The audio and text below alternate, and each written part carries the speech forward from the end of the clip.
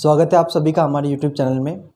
तो सबसे पहले तो मैं ये बताना चाहता हूँ कि जवाहर नवोदय विद्यालय के बारे में बहुत लोगों को नहीं पता होता कि इसकी तैयारी कैसे करते हैं, क्या होता है जवाहर नवोदय विद्यालय, कैसा स्कूल है। ठीक है। बहुत बहुत लोग इसका नाम जानते हैं जवाहर नवोदय विद्यालय, लेकिन उनको पता नहीं होता कि इसके लिए अप्लाई कैसे करें, प्रोसीजर क्या है, इसमें जाने से बेनिफिट्स क्या क्या हैं, क्या क्या एडिशनली बेनिफिट्स मिलते हैं, क्या होता है, इसका कट ऑफ कैसे होता है। बहुत लोगों को पता भी होता है कि जवाहर नवोदय विद्यालय के बारे में कि ये सेंट्रल गवर्नमेंट का स्कूल है, लेकिन बट उनको ये पता नहीं होता कि इसके लिए अप्लाई कैसे करते हैं। ठीक है, क्या एलिजिबिलिटी है इसकी। तो आज हम पूरे इस वीडियो में इसी के बारे में बात करने वाले हैं, जवाहर नवोदय विद्यालय के बारे में, कि इसका सिलेबस क्या होता है, कट ऑफ क्या होता है। ठीक है, और इसके लिए फॉर्म कैसे अप्लाई करते हैं, सभी चीज़ को जानेंगे। तो आइए शुरू करते हैं। ठीक है, तो सबसे पहले मैं बता दूं कि जवाहर नवोदय विद्यालय जो है ये आपका सेंट्रल गवर्नमेंट स्कूल है। ठीक है, सेंट्रल गवर्नमेंट स्कूल बोले तो ये केंद्र के अंदर में आते हैं ये स्कूल्स, मिनिस्ट्री ऑफ एचआरडी के अंदर में आते हैं। तो ये एक टाइप का रेजिडेंशियल स्कूल है, मतलब कि आवासीय विद्यालय है। आवासीय विद्यालय मतलब रेजिडेंशियल स्कूल जहाँ पे बच्चे वहीं रहते हैं। ठीक है, मतलब हॉस्टल में बच्चे रहते हैं और वहीं उनका कैंपस के अंदर में ही उनका स्कूल होता है, सब कुछ वहीं होता है। ठीक है, 7 साल के लिए बच्चे वहीं पे रहते हैं। 6 क्लास में इसका एडमिशन होता है, 6 क्लास में, 9th क्लास में और 11th क्लास में भी होता है। ठीक है, तो 6 क्लास में एडमिशन कैसे होता है, डायरेक्टली अप्लाई किया जाता है 6 क्लास में एडमिशन के लिए। तो इसका फॉर्म जो है, फॉर्म निकलता है आपका ऑलमोस्ट सितंबर अक्टूबर के टाइम पे आपका इसका फॉर्म निकलता है। ठीक है, और इसका जो एग्ज़ाम होता है वो जनवरी टू अप्रैल के बीच में होता है। तो अभी जो 2021 का जो एग्ज़ाम था वो पहले होने वाला था आपका अप्रैल में, फिर उसके बाद फिर कैंसिल होके फिर वो मई में आया, फिर अब दोबारा कैंसिल हो गया है ड्यू टू कोविड रीजंस। ठीक है, कोविड के कारण जो है ये दोबारा कैंसिल हो गया है। अब देखिए अब ये कब तक हो। जवाहर नवोदय विद्यालय जो है सेंट्रल गवर्नमेंट का स्कूल है। तो इसके लिए अप्लाई का प्रोसीजर क्या है, इसका जो फॉर्म जो निकलता है वो आपका निकलता है सितंबर अक्टूबर के टाइम पे। ठीक है, तो इसका जो फॉर्म तो सितंबर अक्टूबर के टाइम पे निकलता है और इसके एग्ज़ाम्स जो होते हैं वो रीजन्स के हिसाब से अलग अलग होते हैं। एक समर बाउंड जेएनवी में अलग डेट होता है, विंटर बाउंड जेएनवी का अलग डेट होता है। तो मतलब समर और विंटर का मतलब क्या है कि जैसे जो कुछ ऐसे स्टेट्स हैं जहाँ पे ठंड ज़्यादा होती है, जैसे उत्तराखंड हो गया, उत्तराखंड के कुछ जगह हो गए, हिमाचल प्रदेश हो गया, या नॉर्थ ईस्ट हो गए, मतलब डिवाइड कर रखा है इसको 2 पार्ट्स में ना, समर बाउंड और विंटर बाउंड में। तो समर बाउंड का अलग होता है और विंटर बाउंड का अलग होता है। तो विंटर बाउंड जेएनवी का जो एग्ज़ाम होता है वो ऑलमोस्ट अप्रैल के टाइम पे होता है, और समर बाउंड जेएनवी का जो एग्ज़ाम होता है वो जनवरी फरवरी में हो जाता है, जनवरी फरवरी में हो जाता है। ठीक है, तो इसका एडमिट कार्ड जो रिलीज़ होता है वो दिसंबर में हो जाता है, या फिर जनवरी के फर्स्ट वीक या जनवरी के फर्स्ट वीक में। अगर जनवरी में पेपर है तो जनवरी के फर्स्ट वीक में हो जाता है, या फिर दिसंबर के लास्ट वीक में निकल जाता है। ठीक है, एडमिट कार्ड। तो इसका एग्ज़ाम के आपके सेंटर आपके ही डिस्ट्रिक्ट में होता है। ठीक है, ये जो जवाहर नवोदय विद्यालय पूरे ऑल ओवर इंडिया में 600 प्लस नवोदय विद्यालय है। ठीक है, कई कई ज़िलों में due to excess of SC ST students वहाँ पे 2-2 नवोदय विद्यालय की स्थापना की गई। अभी हाल ही में कुछ बन रहे 63 नवोदय विद्यालय प्रपोज किए गए थे, 63 या 67, मुझे कुछ आइडिया नहीं है, ऐसे कुछ थे। तो अब ये हुआ पेपर के बारे में। ठीक है, इसके फॉर्म्स कब निकलते हैं और कैसे अप्लाई करते हैं। अप्लाई करने के लिए वेबसाइट है navodaya.gov.in। ठीक है, वेबसाइट ऑफिशियल वेबसाइट है नवोदय का, navodaya.gov.in। ठीक है, ये इसका ऑफिशियल वेबसाइट है। यहाँ पे आप फॉर्म से रिलेटेड जो भी है, जितनी जो भी जानकारी है आप यहाँ पे देख सकते हैं। और इसका सिलेबस क्या आता है, सबसे पहले मैं सिलेबस की बात करता हूँ, और सिलेबस से पहले भी कि कौन कौन से क्लासेस में इसका एडमिशन होता है। तो एडमिशन 3 क्लासेस में होते हैं, 6th class, 9th class and 11th class. 11th class के बारे में बहुत बच्चों को पता नहीं होता, तो मैं 6th क्लास के लिए बता दूं। 6th क्लास में टोटल 80 सीट्स होती हैं, 80 सीट्स। जो जवाहर नवोदय विद्यालय जो है वो ग्रामीण बच्चों के लिए परियोजना है, जो कि डॉक्टर राजीव गांधी के द्वारा स्टार्ट किया गया था। मैं खुद जवाहर नवोदय विद्यालय से पढ़ा हुआ हूँ। ठीक है, तो 6th क्लास में 80 सीट्स होती हैं। तो इसमें जो मेनली जो वेटेज होता है वो रूरल बच्चों के लिए होता है। ठीक है, ग्रामीण क्षेत्र के बच्चों के लिए। लेकिन फिर भी सरकार ने जैसे जैसे टाइम चेंज हो रहा था, उन्होंने अर्बन के लिए भी कुछ सीट्स रखी हैं, शहरी क्षेत्र के बच्चों के लिए भी। पूरा ऐसा नहीं है कि पूरा ग्रामीण बच्चों के लिए दे दिया, जो बच्चे होनहार हैं अर्बन क्षेत्र में होते हैं उनके लिए भी है, ठीक है। Total 80 seats. तो 80 सीट्स में जो है इसमें कुछ इनका क्राइटेरिया होता है, परसेंटेज होता है, जो भी है। जैसे भी ये कुछ निकालते हैं कि कैटेगरी वाइज कि इस कैटेगरी के इतने बच्चे। जनरल वालों की सीट्स ज़्यादा नहीं होती इसमें, मैं आपको बता दूँ कि जनरल वालों की मुश्किल से 5 से 7 सीट होती है, जो भी है।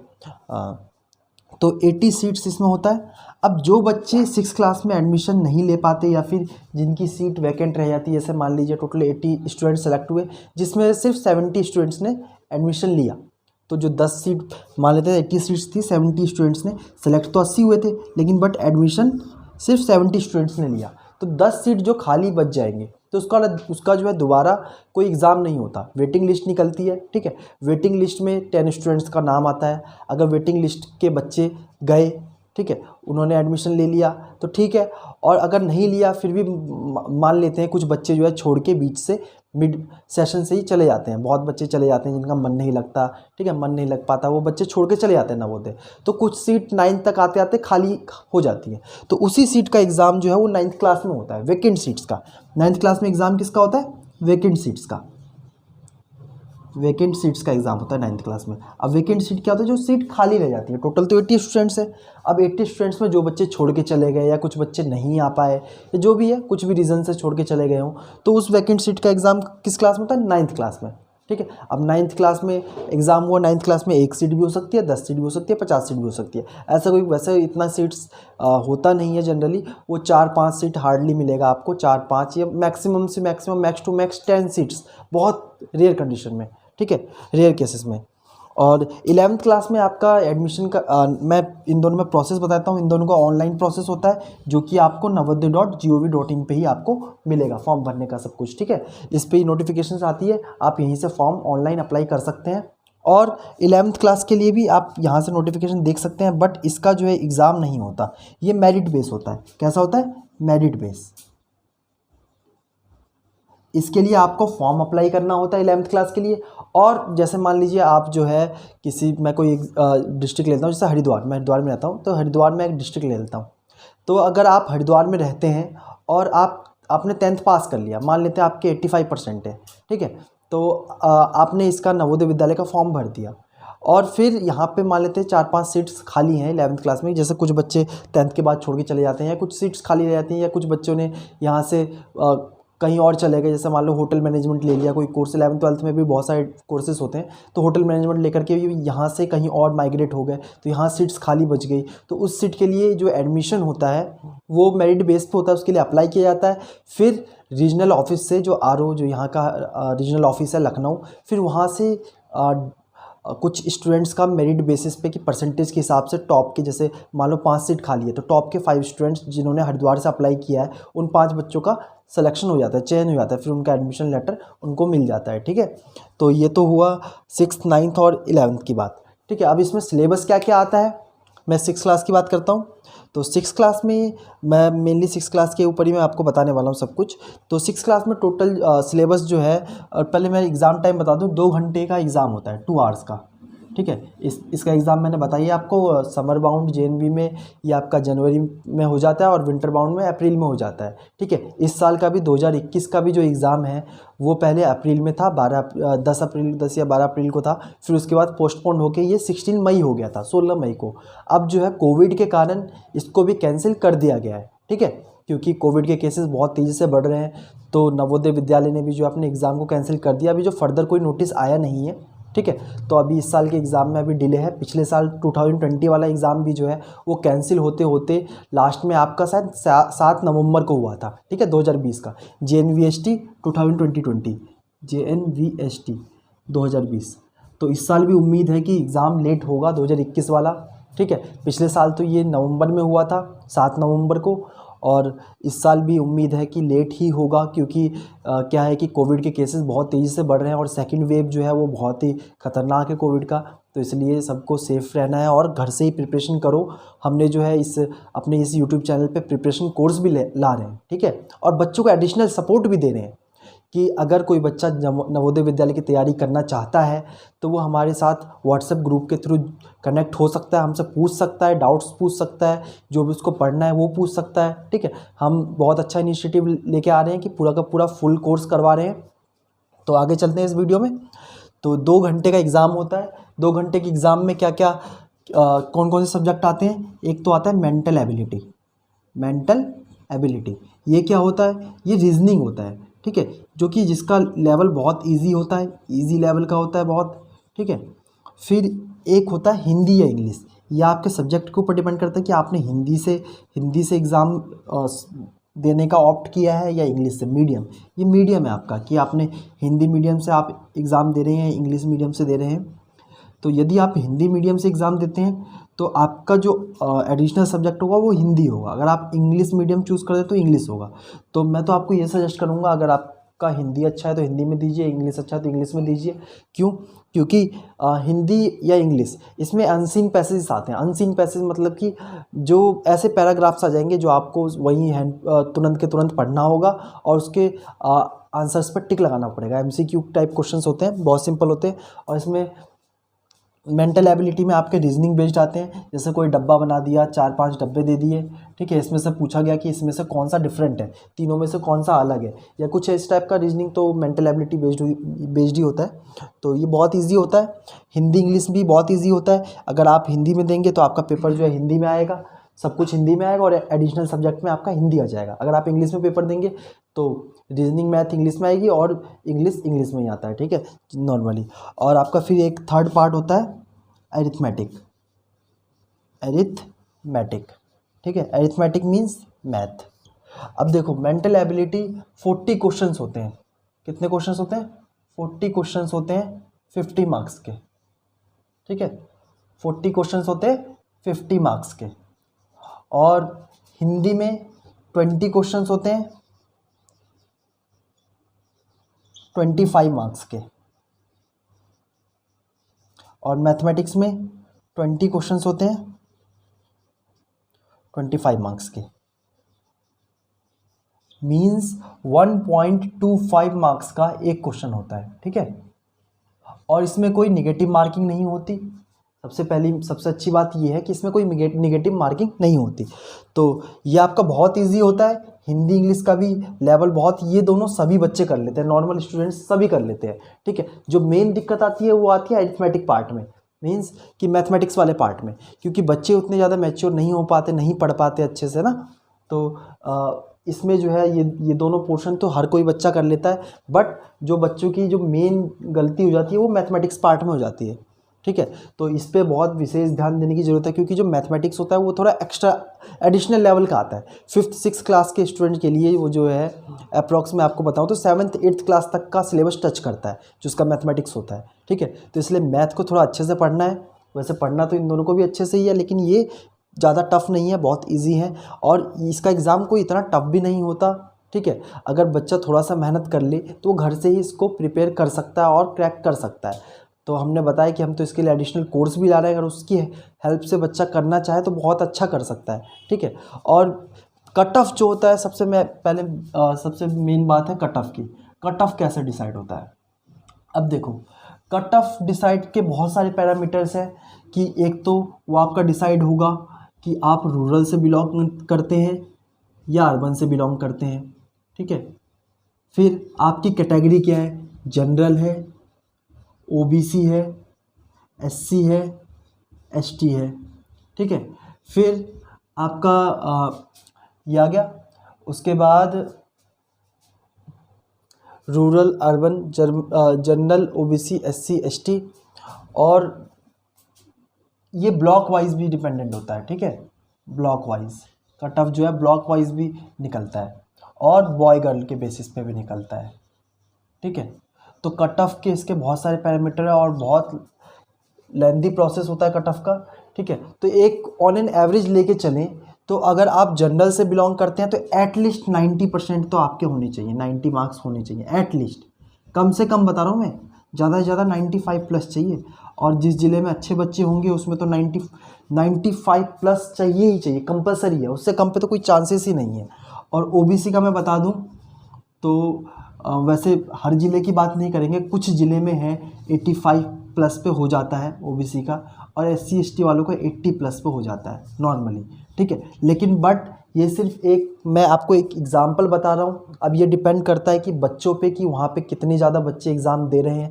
तो जितने ज़्यादा बच्चे एग्ज़ाम देंगे उतना ये कट ऑफ हाई होता चला जाएगा, ठीक है। इस साल का एक्सपेक्टेड जो कट ऑफ है वो जनरल वालों के लिए 90 to 95 के बीच में होने वाला है, ठीक है, एक्सपेक्टेड, ठीक है, जैसा कि मैं एक्सपेक्ट कर पा रहा हूँ। ऐसा नहीं, मैं ये नहीं कह रहा हूँ कि श्योर कि इतने के बीच में ही आएगा।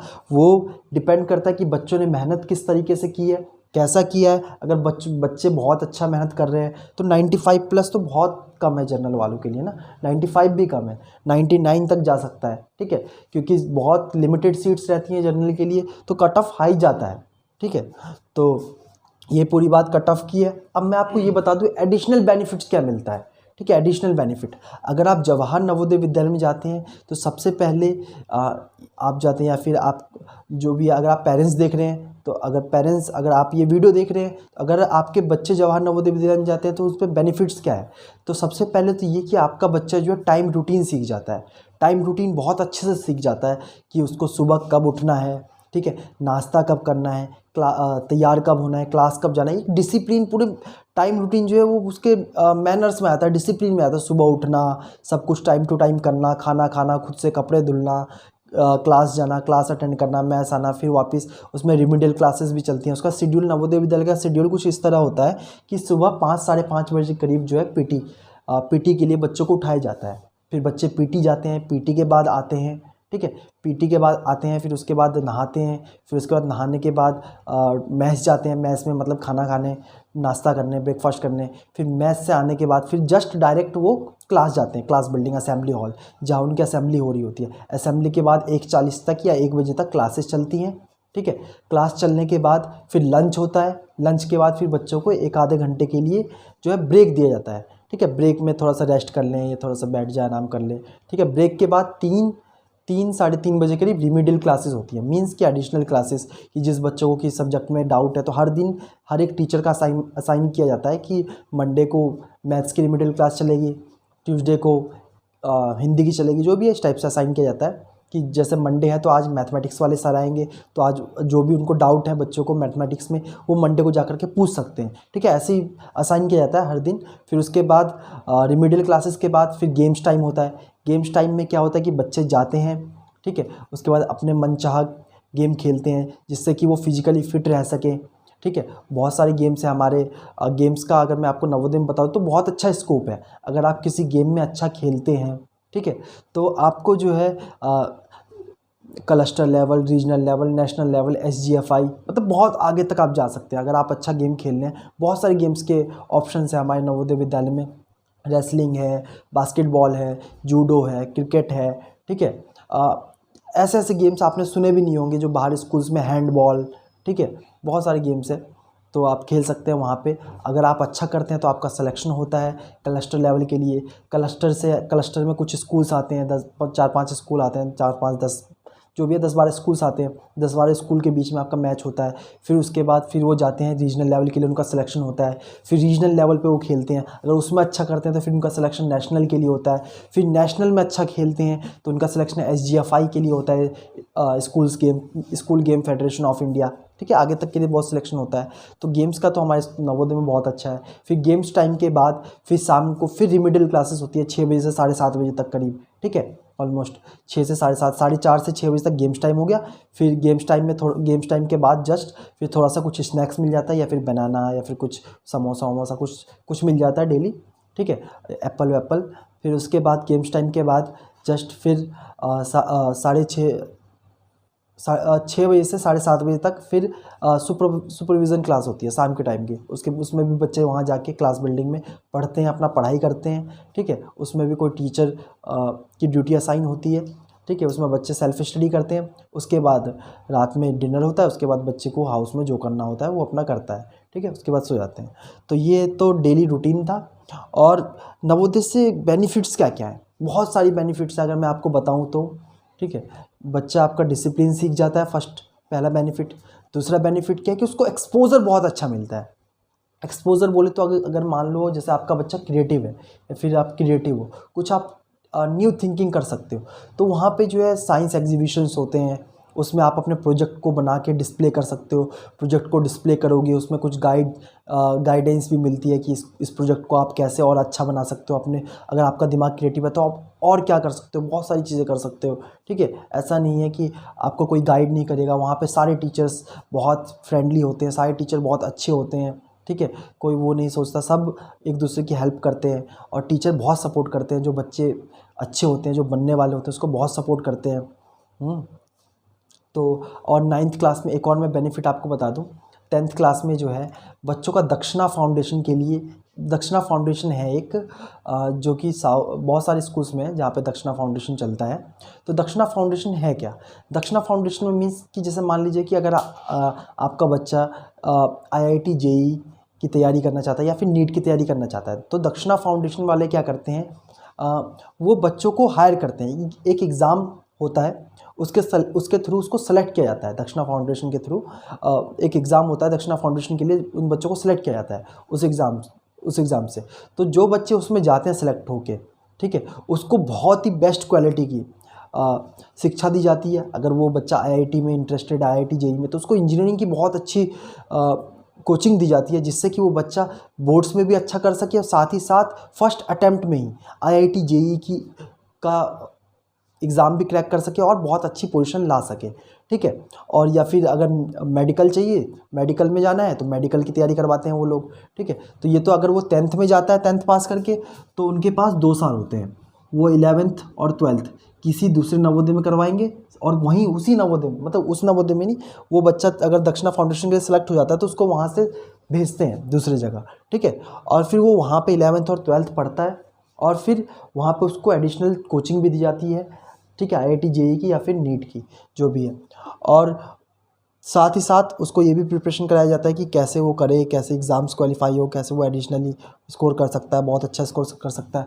और एक चीज़ मैं आपको बताना भूल गया, 9th क्लास में एक माइग्रेशन फैसिलिटी जवाहर नवोदय विद्यालय में है। माइग्रेशन फैसिलिटी क्या होता है कि माइग्रेशन मीन्स कि कैसे जो है कैसे, जैसे एक राज्य से बच्चे को बहुत दूर दूसरे राज्य में भेजा जाता है 1 साल के लिए, कि वो बच्चा दूसरी जगह के कल्चर सीखे। ठीक है, वहाँ के एडिकेट्स सीखे, थोड़ा लैंग्वेज सीखे, कैसे वहाँ के लोग रहते हैं, क्या क्या खाते हैं, थोड़े एडिशनली। ठीक है, माइग्रेशन 1 साल के लिए होता है। कुछ बच्चे 10-20 बच्चे तुम्हारे नवोदय से कहीं दूसरे नवोदय में जाएंगे और दूसरे नवोदय से 10-20 बच्चे इस नवोदय में आएंगे। ठीक है, और दक्षिणा फाउंडेशन का एक 12th में भी होता है एग्ज़ाम, जो कि 1 साल का बैच होता है। 12th के बाद 12th अपेयरिंग में बच्चे एग्ज़ाम देते हैं, तो 12th पास के बाद उनका सिलेक्शन होता है। जिन बच्चों का सिलेक्शन हो जाता है उन बच्चों के लिए जो है 1 साल की free of cost coaching provide करी जाती है। और नवोदय में बहुत सारी एक्स्ट्रा फैसिलिटीज़ भी मिलती है। जैसे कभी दिल्ली के पास में कोई परीक्षा पे चर्चा, कोई जैसे आपने सुना होगा, जैसे नरेंद्र मोदी जी द्वारा, हमारे ऑनरेबल प्राइम मिनिस्टर, वो उन्होंने परीक्षा पे चर्चा वो स्टार्ट किया था। तो उसमें भी बच्चों का सिलेक्शन होता है। वो डायरेक्टली प्रधानमंत्री जी से बात कर सकते हैं कि कैसे वो कर सकते हैं, मतलब जो भी सेंट्रल। तो एट लास्ट मैं आपको ये बताना चाहता हूँ कि जवाहर नवोदय विद्यालय जो है वो काफ़ी, मतलब कि सरकार जो है, पहले मैं एक बार फ़ीस की भी बात कर लेता हूँ। ठीक है, तो फीस आपका 6th to 9th क्लास तक बिल्कुल ज़ीरो फीस होता है, ज़ीरो फीस। ठीक है, पूरा फंड जो है वो सरकार करती है। ठीक है, और अगर आप गर्ल्स हैं, मतलब कोई गर्ल उसमें पढ़ती है, तो उसका तो पूरा 6 to 12 तक कोई फ़ीस नहीं लगता, ज़ीरो फीस लगता है, कोई फ़ीस नहीं है। गर्ल्स के लिए कोई फ़ीस नहीं है।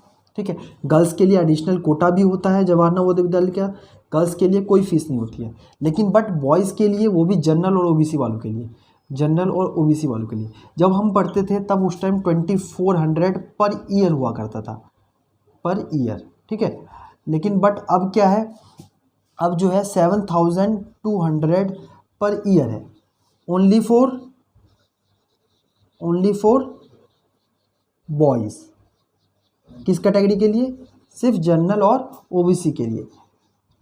वैसे ये कोई फीस नहीं है, ये सिर्फ विद्यालय विकास निधि फंड में जमा होता है, जिससे कि विद्यालय को और अच्छा किया जा सकता हो। ठीक है, ये कोई फीस नहीं है। 600 रुपीज़ पर मंथ। वैसे जो ऑन एन एवरेज एक्सपेंडिचर है एक बच्चे के ऊपर, जो है साल में 1,20,000 से 1.5 लाख रुपए तक का खर्चा आता है।